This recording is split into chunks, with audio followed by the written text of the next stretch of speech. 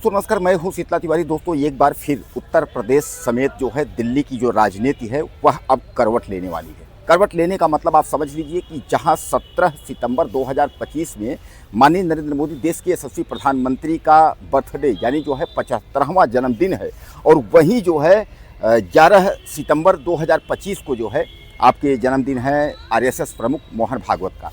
यानी ये सितंबर में यह दोनों आरएसएस प्रमुख और नरेंद्र मोदी माननीय प्रधानमंत्री, यह दोनों का जो जन्मदिन है वह सितंबर में ही है। अब कयास यह लगाए जा रहे हैं कि उत्तर प्रदेश समेत जो है देश में क्या सियासी पारा अब गर्म होने वाला है।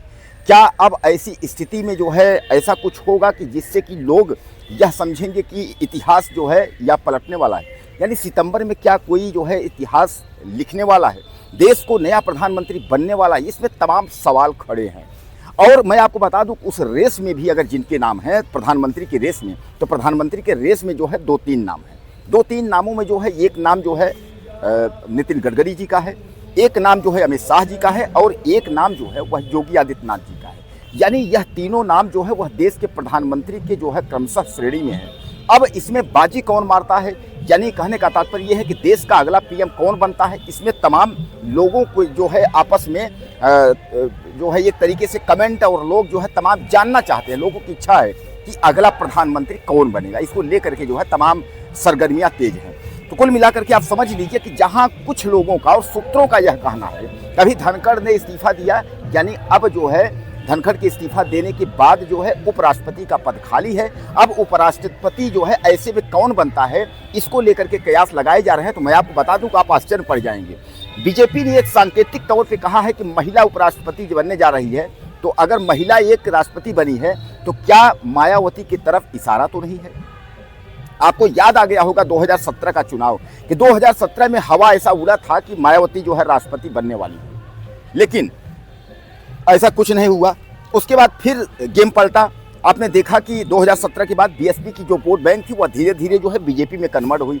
2017 के बाद जो है 2022 आया, 2022 में भी बीजेपी का जो है बीएसपी का जो है बीजेपी ने अच्छे से इस्तेमाल किया, और आज जो है बीएसपी की जो वोट बैंक है वह बीजेपी के खाते में, बीजेपी के झोली में, यह भी आप जानते हैं। तो कुल मिलाकर के जो है क्या मायावती की तरफ जो है बीजेपी का इशारा है कि उपराष्ट्रपति जो है मायावती बनने वाली है?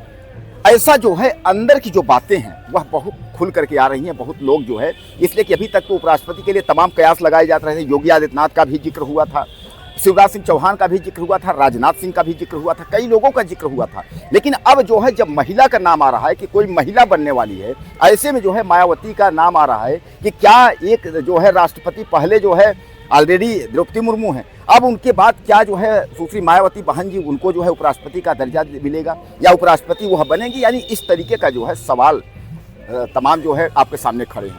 दोस्तों, सियासी पारा गर्म इसलिए है कि बिहार का चुनाव है, बिहार में सरगर्मी तेज है, और बिहार के सरगर्मी के बाद ही जो है तैयारी हो जाएगी उत्तर प्रदेश की।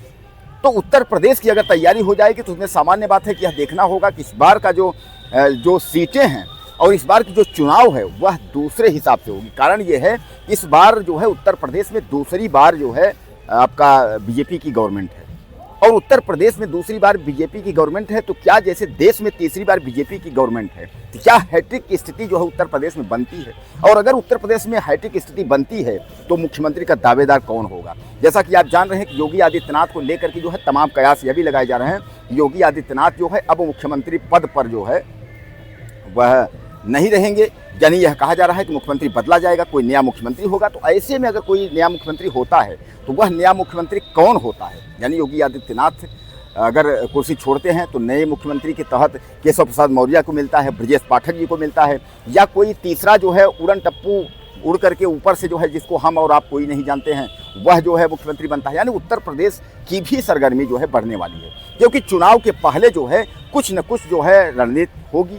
और खासकर 17 सितंबर जिसकी हम जिक्र कर रहे हैं, जिसकी हम बात कर रहे हैं, अगर इसमें नरेंद्र मोदी ने कहीं इस्तीफा दिया या 75 साल करके अगर उन्होंने संन्यास लेने की कोशिश की, तो आप समझ लीजिए कि उत्तर प्रदेश से लेकर के और बिहार तक पूरा स्थिति जो है वो डगमगा जाएगी। यानी सब लोग जो है यही कयास लगा रहे हैं कि क्या नरेंद्र मोदी देश के यशस्वी प्रधानमंत्री, कहीं ऐसा तो नहीं है 75 साल के बाद, जैसा कि मैं आपको बता दूं नियम जो है नरेंद्र मोदी ने ही बनाया है कि 74 साल 75 साल के बाद जो है कोई भी मंत्री या विधायक या नेता जो है वह पद पर नहीं रहेगा, 75 साल के बाद वह संन्यास लेगा, रिटायर होगा। तो क्या इसका फॉलो जो है नरेंद्र मोदी प्रधानमंत्री करते हैं?